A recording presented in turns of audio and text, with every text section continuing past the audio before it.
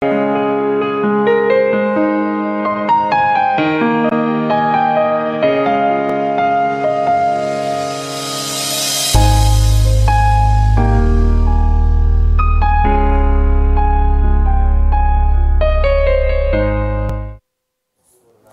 Perspectives Publishing will this month be launching an anthology called SAFFRON, a collection of personal narratives by Muslim women. Edited by Dr Zaheera Jina, the read contains more than 50 individual Muslim female authors who share their intimate and descriptive lived experiences about marriages by putting particular emphasis on food and cooking, hardship and conflict, intimacy and children, to mention just a few. And for more on this, let's now welcome from our Seapoint studios one of the book's contributors, Dr Dilshad Parker. A very good morning to you, Dr Parker. Thank you so much for joining us and welcome to Morning Live.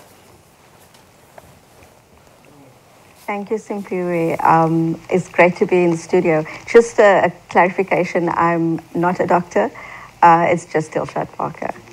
All right, thanks for that clarification. Now, we live in a world where we don't hear often Muslim women voicing out their issues, voicing out their concerns. So before we get into your own personal narrative you share in the book, tell us why you decided to compile this book, or rather contribute towards the publishing of this book.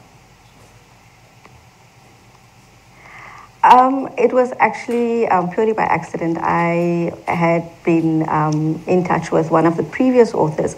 SAFFRON is in fact the second of a series of books. The first was Riding the Samosa Express, which was the first book that Dr Zaheera Jina compiled, also a collection of stories by Muslim women.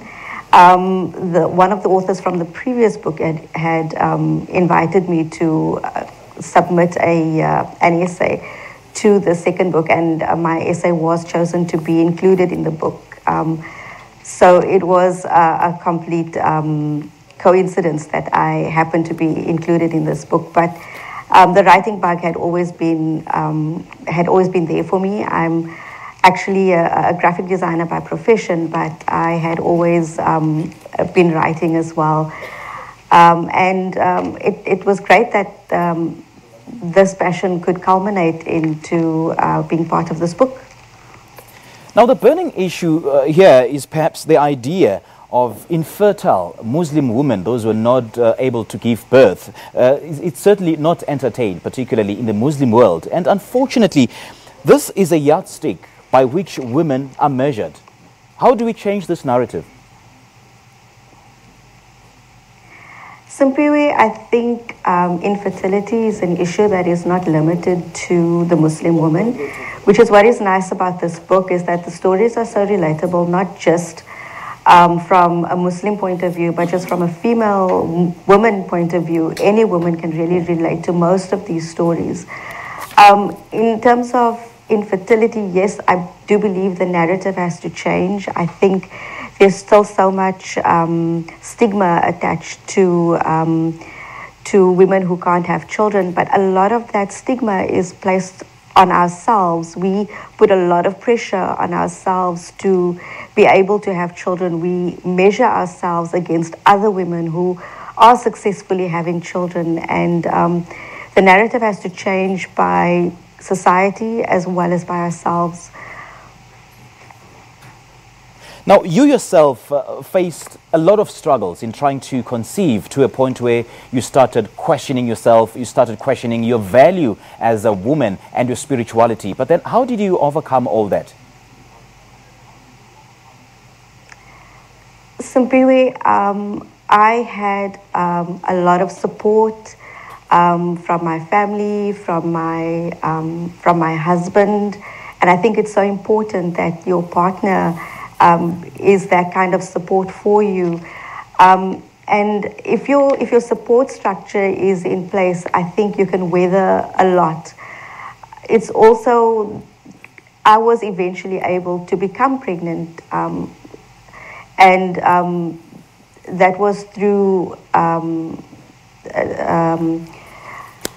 techniques that were available to me medically, and eventually I did fall pregnant, and I was able to come to terms with the struggles that I had been through. it's much harder for women who don't become pregnant, who are still struggling, who struggle for much longer.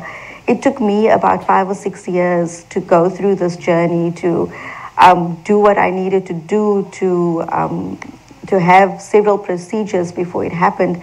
But for many women, it takes so much longer. And that kind of taking 10 years and more to reach that point is emotionally very, very taxing. And for me, I was able to resolve my emotional issues around it. For many other women, it's very different. And I suppose you went through so much pressure from all fronts, from the family, from society, with the fear of being social labeling about your condition, isn't it? Yes, I think there's always that fear of social labeling. There's always the feeling that people are saying something behind their hands. People are judging you. People are have an opinion about you.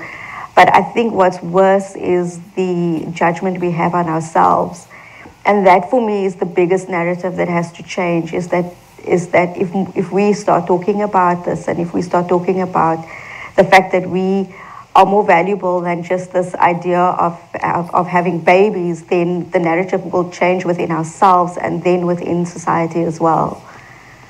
Well, I understand that this book will officially be launched this month. Take us through the other book launches around the country. Simpiwe, we are launching in Cape Town on the 3rd of July, which is now on Tuesday coming. The launch will be taking place at the Book Lounge on Roland Street in Cape Town, and it starts at 6:30. On the 7th of July, we have the Pietermaritzburg launch, which is at Exclusive Books in Midlands Mall, which is happening at 10 a.m. And on the 10th of July, we have the Durban launch, which is happening at Antique Cafe at 4:30 p.m. And I suppose your personal story has touched so many lives this morning, and thanks you so much for bringing a glimmer of hope to so many women out there. We do appreciate your time. That was Dilshad Parker, who joined us from our Seapoint studio in Cape Town, and she's one of the 56 Muslim female authors who co-wrote a book that shares an anthology of writing that contains their intimate experiences about marriage, titled SAFFRON, a collection of personal narratives by Muslim women.